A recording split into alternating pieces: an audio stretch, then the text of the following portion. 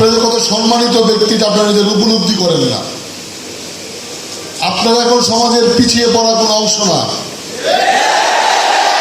আপনারা এই সমাজের বিচ্ছিন্ন কোনো অংশ না। আপনাদেরকে এই সমাজ পরিচালনার দায়িত্ব নিতে হবে। এই রাষ্ট্র পরিচালনার জন্য আপনাদেরকে আরো অধিক শিক্ষায় শিক্ষিত হবে। আপনাদের জ্ঞানের পরিধি এই পর্যায়ে নিয়ে যেতে হবে যেন আপনি নিজেকে যোগ্যতর করে তোলেন এই সমাজ এবং রাষ্ট্রের নেতৃত্ব দেওয়ার মতো।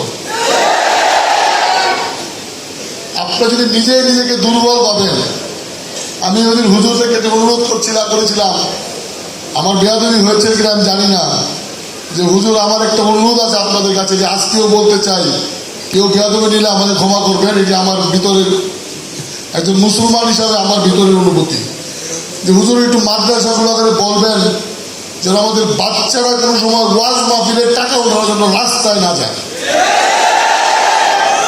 কারণ এই লোকগুলার পিছনে আমি এই ইমামদের পিছনে আমি নামাজ পড়ি, এই ইমামদের পিছনে আমি বেহেশতের রাস্তা খুঁজি। আমার তো এত ওয়াজ মাহফিলে যদি কোনো মসজিদের কোনো মাদ্রাসার যদি ওয়াজ মাহফিল করার সামর্থ্য না থাকে, সে করবে না। প্রতি শুক্রবারই তো আমাদের ইমাম সাহেবরা প্রতি মসজিদে ওয়াজ করেন।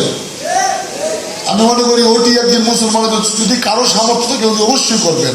আমি করবার বিরোধিতা করছি না, কিন্তু একজন হাফেজ যেন কারো কাছে একটি ওয়াজ মাহফিল করার জন্য হাত না পাতে, এটি আমি সকলদের কাছে বিনীত অনুরোধ করেছি।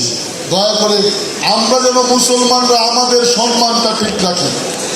দিন শেষে আমরা যেই মত পথের লোক হই, আমরা কিন্তু আশরাফুল মাখলুকাত। আপনি আর আমি হয়তো দুইজন একটি বিষয়ে দ্বিমত থাকতে পারি, আমরা দুই ভাই পরিবারের আমরা একটি বিষয়ে একমত নাও হতে পারি, কিন্তু দিন শেষে কিন্তু আমরা মুসলিম পরিবারের লোক। আমাদের জায়গার যাওয়া কিন্তু একটি সারাদিন আত্মস্থান। এক সময় এই বাংলাদেশে আপনাদেরকে এই হুজুরদেরকে সম্মান করা হতো। আমি বলি, বিপদে পড়লে হুজুরের দোয়া নিয়ে আসে।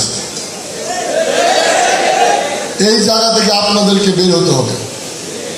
আপনাদের নিজের মেরুদণ্ড নিজের সোজা করে দাঁড়াতে হবে। মনে করতে হবে যে আপনি আমাকে আমার মতো লোককে 30 পারা কোরআন মুখস্থ করতে দিলে আমি পারবো না।